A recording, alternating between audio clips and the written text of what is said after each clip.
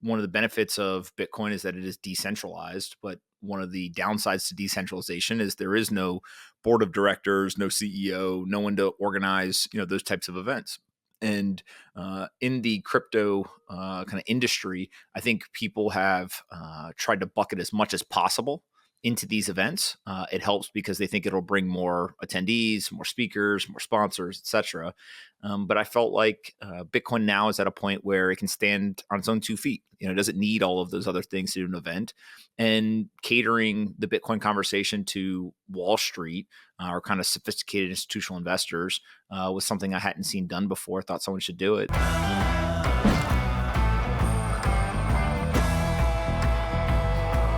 All right, so we're going to get started then right away. I mean, the first thing I want to say to Mr. Anthony Pompliano is, by far, okay, you and Raoul Paul, knocked it out of the park on Speak Up. People love you, Anthony, because you know how to explain things, and yes, you have this infectious energy. But I actually think there's something more than that about you. I think you're a visionary, and I think that you're willing to talk about things that other people fear. Okay, people fear the blockchain, they fear change, they fear Bitcoin. Many people, myself included, have been ridiculed talking about it, but I see you as a fearless frontiersman, and I applaud you for that. And I want to also say that your event that you held 2 weeks ago in New York City was one of the best events that I've attended related to Bitcoin, the blockchain, things happening in the internet world of money. And so I want to applaud you and thank you for that. Where did you get the vision for that? I want to talk about that first. And Well, then the event was only successful because you came. You were like the star. Yes, I was the star, right? You had 10 more stars bigger than me. Mike You're the star. Morgratz, Kathy Wood, Anthony Pompliano, but I was very proud to be there, by the way. And You did a great job. I enjoyed it a great deal.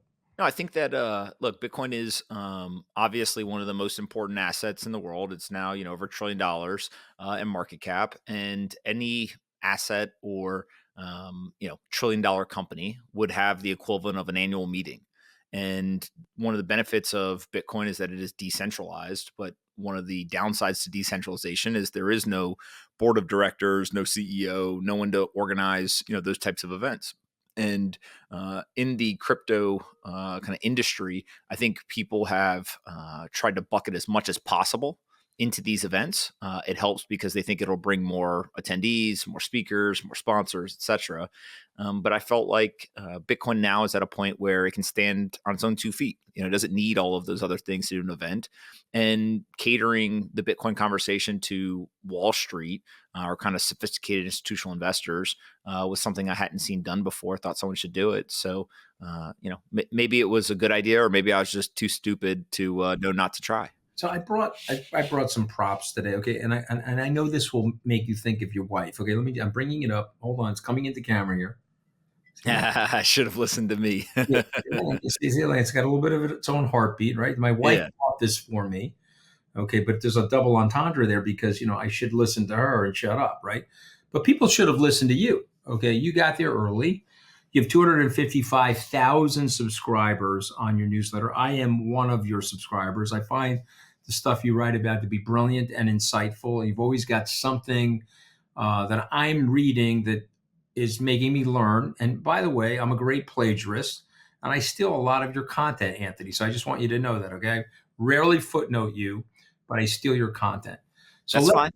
Let's go to people can't tell the difference. It's just they see Anthony, they think it's the same person. Exactly. God bless. God bless. And you've got me by 25 years or so, maybe even more. And so that's even better for me. So I want Anthony Pompliano content. I'm going to say the following word. I want you to react to the word. Okay, you ready? Okay. Inflation. Horrible.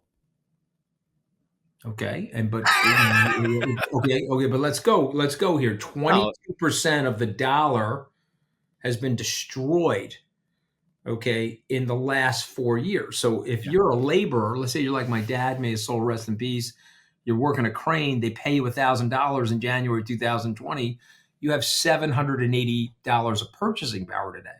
Yeah. Yes, horrible, destructive to a society, destructive to lower and middle income people. What are we going to do, Pomp? And what's going to happen? Yeah, look, I don't think that there is anything that the Fed or others can do because structurally they have been put in the back seat. And the way I think about this is if the central bank alone was making decisions, although they are slow, although they make mistakes, if you kind of have one person in charge or one group in charge, they can kind of over a long period of time at least keep the train kind of on the tracks. And so what I mean by that is they definitely were too slow to increase interest rates in 2021 and 2022, but they eventually did do it, and year over year inflation started to come down. Now, part of the problem has been that the politicians they didn't get the message. The politicians they're still spending like drunken sailors, and so at the same time that the Fed is trying to create tighter financial conditions, drain liquidity from the market, you have politicians in the same country who are doing the opposites. They're basically fighting with each other from a policy standpoint. Then when you zoom out from just the United States to the global world, at least the Fed, the ECB, the BOJ, many of the top central banks, they've all been on the same page since 2022, which is let's drain liquidity. Let's kind of create these tighter financial conditions. China, on the other hand, basically said, we don't care what you guys are doing. Our economy, our stock market, we need to be pumping liquidity into the market. And so China has been actually acting against, on a global liquidity standpoint, these other major central banks. And so when you look at this, it's one single central bank actually has been taken out of the control position and kind of put in the back seat. So they still have some impact, but I think that's a huge problem. The second thing is there's a psychological scarring that occurs with consumers that I think is drastically under discussed. And so what I mean by that is if inflation is high in 2021 into 2022, that doesn't go away. You don't just wake up one day and be like, oh, I don't worry about inflation anymore. And so a lot of what we're seeing in society, I call it, we've become a society of gamblers. We have sports betting becoming highly popular, being integrated in all these different areas. The lottery is bigger than it's ever been before. You see 0-day options being the majority of options traded on Wall Street now, meme coins and crypto and all these things kind of taking place. And a huge piece of it is psychologically, some large portion of the population has just lost hope. How do you get ahead, right? How do you do anything? And so if you look at it from a rational position, if I buy a lottery ticket, it's 300 million to 1 odds. If I buy a meme coin, maybe it's, I don't know, 50-50 odds it goes up, right? Like, it's much better. Sports betting is better than the lottery, et cetera. And so people are almost like trying to become more sophisticated by doing the gambling. They're just moving to like things with better odds. Right. But look, it's a story as old as time. Like, I Well, don't think that you're going to be able to, the destruction of the money is yeah. causing people to take more risk because they're trying to catch up with the money destruction, right? Yeah, of course, and but I also think that because we can identify it's happening doesn't mean that it's this time is different and all of a sudden like gambling's going to be some great investment strategy. Like it is still a horrible way to invest capital and try to compound capital over time, but you can understand why people are doing it while not agreeing that that is what they should be doing, right? Yeah, no, no, I agree with you. But now I want to put you do a little bit of role playing. Mr. Pompliano, you're the central banking chair, and I am the secretary of the Treasury. Okay, so this is obviously real fantasy because that you'll likely be the Fed chair, but I'm definitely not going to be the secretary of the Treasury. But here we are, a little role playing. I come to you and I say, listen, I can't get these politicians to stop spending. The budget that they're going to put out right now is going to require me to run a $2 trillion deficit. Mr. Fed Chair, we went from George Washington to George W. Bush, $7 trillion. Barack Obama, Donald Trump, Joe Biden, 28 trillion. The CBO, which is a nonpartisan study, is saying in 30 years we'll have a $154 trillion deficit, which they're saying is not sustainable. And what do we do, sir? How do you, I mean, you're the Fed chair. How do we manage this? What do we do? How do we get the politicians to stop this? How do we fix this? We were running a budget surplus in the year 2000, 23 short years ago. Is it fixable, sir? Or Do I have to just take the money down to zero and print the 30 or $150 trillion coin to pay it all off? Yeah, I think you have to go to the root solution. One of Warren Buffett's best ideas, in my opinion, is if you want to actually change the spending, change the incentives. And so, if you were to implement a rule that said in any given year, if there's not a balanced budget, then people are basically put on notice. If they have 2 or 3 years in a row without a balanced budget, then they are not eligible for reelection. All of a sudden, every politician will make sure we have a balanced budget, right? Because they want to continue to get reelected to public office. And so, again, that is a drastic measure. That is something that would be incredibly difficult to get approved. All these challenges to it. But if you really could just wave a magic wand and solve it, you got to stop spending more than you make, balance the budget, and then you can address some of these other issues. But I'm an Now, economist, sir. I'm an economist, and I'm worried that if we stop the spending, what's going to happen to the healthcare system? What's going to happen to Social Security? How are all these people that have no savings? Anthony, there's most Americans, the average American has $400 for a rainy day or a potential crisis. And so, if we from the government stop spending, isn't that going to collapse the economy, sir? yeah, well, right now the path that we're on is they're not going to stop spending, and instead, what they're going to do is they're going to keep jacking up taxes. They're going to come up with all kinds of creative ways to get more money from an income standpoint, but they'll never be able to keep up with the spending. The spending is drastically outpacing it, but they'll try. The other thing I would Like say my is, exercise with food, Ant. I mean, I get my legs can never outrun my fingers. You know what I of mean? Whatever. course, of Plus, then course. you get But, 'em out, I mean, it's like, look, it's things like probably the best example I can think of is the congestion tax in New York City, right? So, for those that don't know, on 60th Street, starting over the summer, if you drive below 60th Street Monday through Friday during work hours, they're going to charge you a $15 tax. And the United States has never had a congestion tax in any city before. It's happened before in Europe. And they think that they're going to raise like, I don't know, $1 billion a year or something off this thing. And so, on one hand, you're like, okay, that is just a money grab. That's a way to just drive more revenue and figure out a way to kind of shore up the finances of the city. On the other hand, toll roads have obviously been a thing in America for a long time, and so it's a very nuanced conversation. But that is just one example of the creativity that they're going to start to come up with. I don't think that we will get the draconian things like unrealized gains, right? You could imagine doing unrealized gains on people's primary residence. People couldn't afford it; they couldn't pay the tax. So, there's got to be some rationale or some path to seeing people being able to actually follow these rules. And so, if you think, okay, let's just talk about the economics of it. The politicians aren't going to stop spending. You have a choice: save us now or save people later. And we will always choose to save us now instead of saving later. And so what that means is they're going to continue on the path that they're on. They're going to continue to print money. They're going to continue to keep interest rates suppressed lower.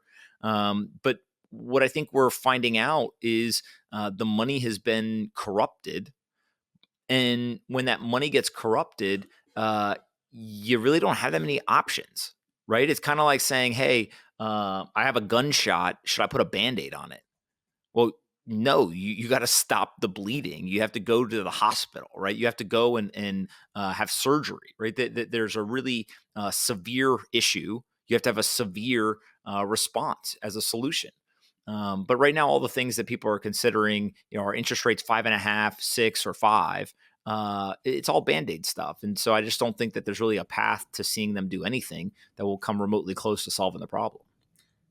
Okay, so this begs the question as an investor then, how do you protect yourself? Last time you did our show was January 5th. I looked back, price of Bitcoin was 43,999. I was a very happy camper at $44,000 a coin. Today, 3 short months later, Bitcoin is approximately 70,000 pomp. Uh, did you expect that? Did you expect this type of robust demand for the ETF and this type of price activity this quickly? I did not think that we would see this much inflow. I did not think that we would hit a new all-time high before the halving. And I also don't think that I expected how fast we went from low 40s to kind of like low 60s. right? So it wasn't just, hey, we hit the all-time high, but it was the velocity of the move, I think, was surprising. Now, if you were to go back in January and ask me what did I expect to occur, I definitely thought we would go much higher over the coming, 24 months. And so it feels like we've kind of pulled forward some of that price acceleration into the last couple of months. And so there's one school of thought that means that we're going to go higher than we previously would have without the ETFs, during the bull market. Another school of thought is no, we probably end up with the same kind of, new all-time high when this bull market is over. It's just that some of those returns have been pulled forward, and so there will be longer periods of kind of sideways, and grinding up rather than these more like parabolic moves. I don't know if it really matters. It's kind of just, from here we probably have another 12 to 18 months of price appreciation that will occur. You mentioned the halving. I want to get to the halving. We have a lot of viewer comments, and people write into us, and many people don't understand the halving. Some people are like, "Are they going to have my Bitcoin in my account? What does it mean for supply?" You're a great explainer of things. Start from base layer of zero and tell us what the halving actually means, and tell us what's going to happen. And when do you think it happens? Approximately April 18th, 19th, 20th, something like that. Yeah. The last time I looked, April 20th is when it will occur. Obviously, the most entertaining outcome is the most likely. So the Bitcoin halving occurring on 420 is like, made for the internet and memes. Right. When you think of the halving, let's talk about gold, right? Gold is dug up out of the ground, kind of 1-2% increase in the circulating supply of gold each year. You can imagine if all of a sudden half of the gold miners shut down, and you now only had 50% of the previous kind of supply coming into the market. If demand stayed the same, then obviously the price of gold would go up, right? With Bitcoin, that's basically what's occurring. Is right now there are 900 Bitcoin a day that come into the market that are net new to the circulating supply. After the halving, it will programmatically, kind of executed in the software, go to 450. And so if you have demand stay just the same, doesn't even have to go up, just the same demand, but now you have 50% less incoming daily supply, the price should readjust higher to kind of accommodate everyone. And so, it's a pretty basic idea. I think what people get tripped up on is they can imagine if 50% of the gold miners shut down their facilities or stopped, kind of digging gold out of the ground. When you talk about the software is just going to do it, all of a sudden people say, well, how do I know that? Or, why does the code execute that way? How can I confirm it? Beauty of Bitcoin is you can confirm it, but there are some technical skills or experience that are needed in order to be able to understand the intricacies. Okay, so we have 900 coins being produced by the network now, and it's going to 450. How much demand do you think we have on a daily basis for Bitcoin? I mean, just the ETFs alone, the inflows at one point were 12x, that number. So you can kind of think about in Bitcoin terms, there's 900 Bitcoin a day that are coming into the market. There was at one point, 10,000 to 12,000 Bitcoin that people actually were looking for in the ETFs. Now, some of that has kind of slowed down a little bit. But one of the beauties of the halving is not only the fact that the halving occurs, but everyone starts talking about it. So if you go and you watch, CNBC, Bloomberg, Fox Business, Yahoo, whatever, they're all talking about it right now. And so the more that people talk about Bitcoin, the more people that become interested in it. And so demand likely will go up through the end of the year. It won't happen rapidly, but it will continue to increase. And so you have this like demand shock where more, people are coming in wanting Bitcoin at the same time that you have a supply shock where it's getting cut in half. And so in the past, these halvings, the last one occurred when Bitcoin was $8,000. Bitcoin went to $69,000, right? When it occurred in the cycle before that, there was more than 20x increase in price. And so I don't think that we will see more than 8x, but I do think that we will see, hundreds, kind of low hundreds of price appreciation, Mhm. which obviously is good for people who are holding the asset. All right, we're going to open it up to outsiders here in a second, but you have a new company. It's called Token Relations. Tell us what Token Relations is. Yeah, look, I'm very focused on how do we create as many companies as we can that kind of solve problems in this sector and others. Token relations is an idea that really came from talking to a bunch of companies, organizations, protocols, foundations, et cetera, in the industry. And they all kept telling me the same thing, which was we have two ways to communicate today. We have a marketing team that's focused on going and getting new users, kind of all your traditional marketing. And then we have a PR team, and those people go and they talk to reporters and try to get us press coverage. But we don't have any ability to actually talk to our existing users, stakeholders, et cetera. And so, from that standpoint, in the public markets, there are teams that are specifically dedicated to communicating with your developer community, your partners, your shareholders, kind of the market more broadly, outside of marketing and PR. And so that's what we're doing here is we're basically bringing the exact same type of service to allow these organizations to communicate with kind of their existing users, developers, token holders, etc. Okay, so how do we learn more information? There's a website I can go on to. What do I do? Yeah, you can go to token-relations.com. I believe is the website. And, there's nothing that's really kind of quote unquote consumer facing in the sense of you can't buy anything or anything from that standpoint. But it's a great place where, as we put out communication for these various organizations, you can get that information. Pomp, important question. I'm going to be asking this going forward for everybody that comes on because clients are always asking this, viewers are always asking this. Excuse me. And we're here at Wealthy on to try to help people make money, make them look smart, make smart decisions to secure their future. If a friend came to you today and said, "What should I do in the market this week?" Maybe it's the same thing every week, Pomp. I don't know. But what should I do in the market this week? What would that be? Yeah, the way I always have thought about this is I have an asset allocation kind of framework in my head, percentage wise, and then I just think about I am saving in that asset allocation percentage. So I'll make numbers up, but let's just say that I said, okay, 25% public markets, 25% bonds, 25% kind of Bitcoin, and 25% venture capital. Then what I would do is every week, whatever money I was going to have left over, I would just put in those buckets and try to automate as much of it as possible. You had a great line at Bitcoin Investor Day where you said the best thing to do with your Bitcoin is act dead. Well, I think that if you extend that out, one of the most specific things that you can do when it comes to investing is you can just automate that process so that every single week you're not thinking through what's the best thing I should do this week. It's just, hey, I've got a plan, and go focus on making more money so that you can continue to get more money into your kind of investment account. So it's a really good piece of advice. So what are some of the things you're allocating to then? I am not very exposed to the public markets. I only have really one personal holding in the public markets, which is a company called DeFi Technologies in Canada. I think that they are drastically undervalued. I'm a shareholder personally. We've sold a business to them. Very bullish on that business.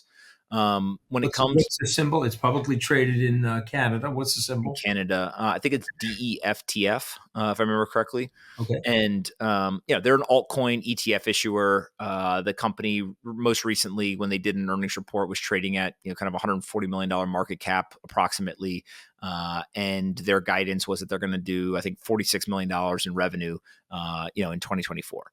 And so it's just, I think, something that's mispriced. But we'll see what happens. Maybe I'm wrong. When it comes to everything else, I do a lot of early stage investing. Those are usually early stage technology companies. They're in the private market. They stay liquid for a very long period of time. They're very asymmetric. They're zeros, or we're going to get back hundreds of percent on the upside, but usually takes about 10 years to get those back. And then I continue to allocate to crypto. I have a Bitcoin position. The second biggest position that we have is Solana. And then, we're looking at other things, and we'll probably come up with other ideas of what we should be doing there. And then probably the biggest investing we do is in the companies. Like, we want to continue to reinvest in our own companies that can help us generate cash flow and enterprise value. And so, we have a skill set and experience doing that. And that usually drives a pretty good return as well. There's a book behind you, Pomp. It's called Hidden Genius. Tell us about the book. Yeah, I don't know the author, but my wife wrote the book. Oh man, let me bring up the mug again. Yeah, I know. Oh, My wife oh. wrote the book. She All right, interviewed. I gotta get Pauline on this show. Okay, go ahead. She Oh, that hidden genius. she studied a bunch of very well-known, successful people, interviewed some of them, studied other ones, and basically pulled out a ton of insights and commonalities between them. So, a good example is there are many people who all have an alter ego when they go into a performance. So, Kobe Bryant famously had the Black Mamba. Beyonce has something called Sasha Fierce. And so you can kind of go through these different people and see these commonalities. And some of them, you can take and apply to your own life. Others are kind of good to understand, but actually you may actively say, hey, that doesn't really fit what I'm trying to accomplish.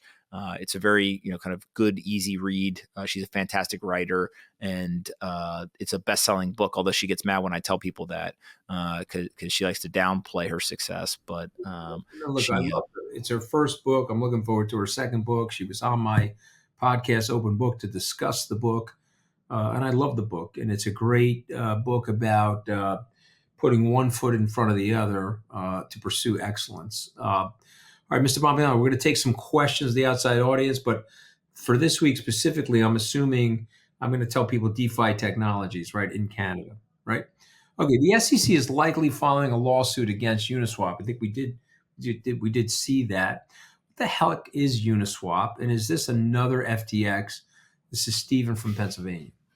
Yeah. The easiest way to understand Uniswap is Coinbase is an exchange that allows buyers and sellers to come on and they can trade various cryptocurrencies with each other. And you just think there's bids and asks, right? And Coinbase is a centralized company that allows you to make those trades, no different than the stock exchange or any other type of exchange. Uniswap is similar in that it is an exchange. It allows people to buy and sell assets. So it kind of brings those together, but it is different in that it is decentralized. And so, the people who are critics of Uniswap would argue the SEC's lawsuit will expose the fact that Uniswap is not decentralized. The supporters of Uniswap would say, no, it is decentralized, and this is not the way that regulators should be treating, an American entrepreneur who's building something here in America around innovation, et cetera. I think that when I saw the news, there'd been rumors before, so I don't know if it was necessarily surprising. But I always remind people that when everyone was asking for regulatory clarity, I would always say clarity is good. Just remember that if you get the clarity, it may not be the clarity you want. Right. And so same thing here is we'll see what happens. Like the beauty of America is that we have a judicial system that allows people to hire, legal experts. They're going to come in. They're both going to lay out their case in front of a judge or a jury, and there'll be a decision made. And most likely, if we get to that point, this will lead to some degree of precedent that is set and will probably determine the future of these decentralized exchanges and types of applications within kind of the American, regulatory jurisdiction. And so I think that's why there's a lot of eyes on it, right? You can imagine the people who don't like this stuff. They want to see kind of the door slammed on the industry and finally prove that everything is a joke. The people who are supporters of it obviously would like the opposite. And so I always kind of take the approach of, look, the courts are the courts, and that's the beauty of America. So let's see what happens once everyone has their day in court. Yep. And so, just for Stephen's benefit and viewers and listeners, they did receive a Wells notice, and there's likely going to be a lawsuit. And Hayden Adams, somebody that Pomp and I know, who's a champion of decentralization and also made a decision. He's out on Twitter this morning saying that he made a decision to stay in the U.S. Even though he knows this is a negative regulatory environment here. He thinks it's unfair. He's willing to take this all the way to the Supreme Court. The SEC has been slapped around a little bit by our judges. They've lied in court about a lot of these things. And unfortunately, in my opinion, the SEC has become a political organization. They're more focused on either left-leaning regulation or right-leaning regulation, or Elizabeth Warren doesn't like it, so therefore I don't like it, as opposed to right or wrong. And it's something that we have to watch for. And it'll be very interesting. I do think this stuff will have an impact on the the presidential election coming up as well. Let's go to the next question. Why has my ETH continued to hover around 3,500 instead of shooting up like BTC? And this is Ames from California. Well, the simple answer is more people want Bitcoin than want ETH, right? Doesn't mean that Ethereum is good or bad, but obviously prices move because of buyers and sellers, and there's a lot of people who want Bitcoin right now. One of the things that I believe is hurting Ethereum and not leading to the price increase is there's still some questions around the regulatory treatment of the asset. There's been rumors that the SEC may actually consider it to be a security and have some issues there. So that's one overhang. The second thing is Bitcoin, obviously, with the approval of the ETFs, tapped into a whole new set of demand that previously couldn't access the asset. There are a couple of ETF applications that have been put forward for Ethereum. Maybe they get approved, maybe they don't. But if they do get approved, I think that'll lead to more demand. I also think that it's important to call out Bitcoin is really attempting to be a monetary asset. And so there usually is some maximalism that occurs around a monetary asset. You get paid in dollars, you save in dollars, you're a dollar maximalist. You don't carry around, Mexican pesos in your pocket if you live in America. I kind of use one asset. And so Bitcoin seems to be doing that in the digital world. Now, Ethereum is not really a monetary asset. Ethereum is much more trying to be a technology platform. And in the technology sector, there is a lot of competition. There's constant competition, right? Facebook is every day fighting off the next great social network. Amazon is fighting off the next great, e-commerce platform. And so Ethereum now has quite a bit of competition. There is, Solana and many others that have either already come out into the market or will be coming out into the market. And so they constantly have to fight that fight to stay ahead technology wise, but also they've got to figure out, how do you continue to have some sort of economic value creation that leads to the token going up in price if that's what they're worried about. Now, part of the issue is if that's what they're worried about and they're spending time on, that may make the regulators' argument stronger, right? That, oh, wait a second, maybe this is a security. And so there's kind of this balance. But I tend to think in a bull market, most things go up, whether they have value or not. And so Ethereum is up. I believe if I remember correctly, Ethereum outperformed Bitcoin in the last bull market in dollar terms. And so it's not all doom and gloom, but definitely Bitcoin right now. More people want Bitcoin than anything else, and I think that's why you're seeing Bitcoin outperform. Okay, thank you, Ames from California. Let's fire up another question. Isn't the proliferation of ETFs creating a centralization of the network? This is interesting. Comes up a lot. Jen from Queens. Yeah, it's a great question. I think that it is creating centralization in terms of ownership of Bitcoin. A couple of points that are important here is when you buy the ETF, you don't own Bitcoin. You basically own like an IOU. You can't get that Bitcoin out of the fund, so you have price exposure, but you don't actually have custody of the Bitcoin. So the centralization is that BlackRock or Fidelity or Bitwise or whoever actually has the Bitcoin. In terms of what is the negative side effect or impact when it comes to centralization of ownership, it's not really that high. If somebody owned 50% of the Bitcoin, they could have an impact on price, obviously, if they sold it all or something like that. But they can't really do anything different on the network. It's not like all of a sudden they could, hack the network or change transactions or anything like that. And so Bitcoin's structure is pretty interesting in that it has almost like three bodies of Bitcoin. Think very similar to the U.S. government. We kind of have the three, branches of the government. And so those three, kind of quote unquote bodies are there's miners, there's software engineers, and then there are node operators and or Bitcoin holders.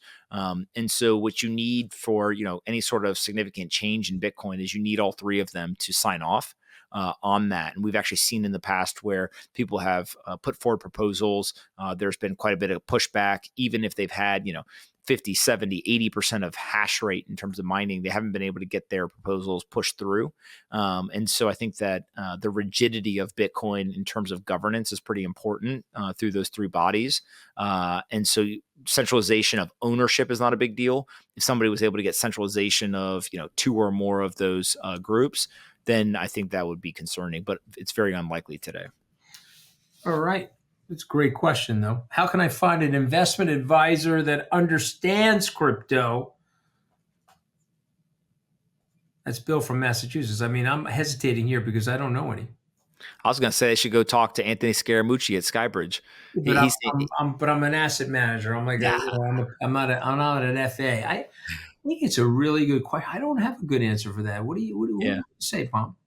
I do think that there are some the ones that seem to be kind of most ahead of the curve are individuals who work inside of like a traditional financial advisor business, and they personally are interested in crypto, and therefore that is leading them to want to help their clients. So I do think that it is kind of advisor led interest. And just like anything, if you're interested in something, then you're going to go and you're going to spend time learning about it. And then if you have knowledge, you want to share it with your clients, try to help them, in kind of their investment journey.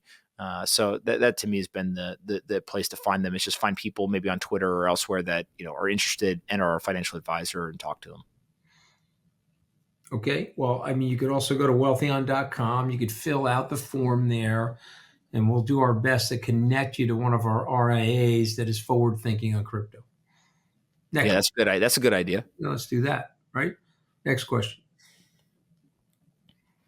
Is it better to invest in mining company stocks or just buy? So I'm assuming crypto mining company stocks or Mhm. Bitcoin mining company stocks or just buy cryptocurrency outright. Peter, Yeah. LA. It's a great question. It depends on where we are in the cycle and kind of what your goals are. So, people who just want pure price outperformance during bull markets in the past, definitely the miners have outperformed for some period of time. But when you look at it over the long run, usually Bitcoin itself has outperformed. And it's for the same reasons that you would see in the traditional markets. Why would somebody would buy a miner with cash flow and the ability to use leverage and all of that versus maybe buy gold? Now, one thing I will say that I think is pretty interesting is over the last 5 years, gold has actually outperformed the S&P barely, but gold is still done very well compared to the S&P. And so when you see things like that occurring, it's just really hard for companies to outperform some of these assets that are highly valued globally over the long run. And so, for me personally, I don't have any individual exposure to any of the mining companies, not because they're bad companies or anything like that. Just Bitcoin is kind of simpler. Right, I can just buy Bitcoin, hold it. I don't have to worry about price to earnings or how much debt they're taking on or the issuing stock. Kind of all these different variables that can help on the upside, but can also hurt on the downside. All right, terrific. Let's go to the next one. I run a small business. What are your thoughts on selling equity in the form of tokens versus crowdfunding? It's from your neck of the woods. Aren't you from North Carolina? Yeah. Yeah, this is Jules from Charleston, South Carolina. South Carolina's a different state, right? You know that. I do know that. I know you guys have a culture war down there. Yeah. Well, North Carolina's on top, so it's all right. All right, here, here Uh, it is. so when you think about this, first thing is just like, do you want to raise money? And I think a lot of business owners, especially small business owners, it sounds great. Hey, if I get some more capital, I might be able to grow my business, etc. But do they actually want to deal with investors and external folks and governance and things like that? I think is the first question you got to ask yourself. The second is how much money do you need, right? And the reason why that's important is depending on the tool you use to raise capital, the costs are different. So if you're going to raise, $100,000, but the legal bill to set up the ability to raise that $100,000 costs $100,000, that doesn't make a lot of sense. And so you've got to kind of have the right amount of money you're going to raise. And then when it comes to just the different use case of tokens versus crowdfunding, I think that there's a lot more regulatory clarity when it comes to crowdfunding than there is in terms of tokens.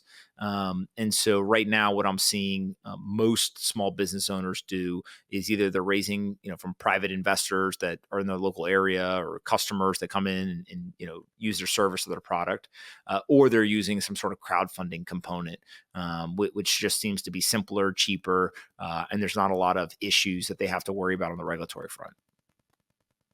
All right, the pomp. Well said. I don't have anything to add there. Let's go to the next one.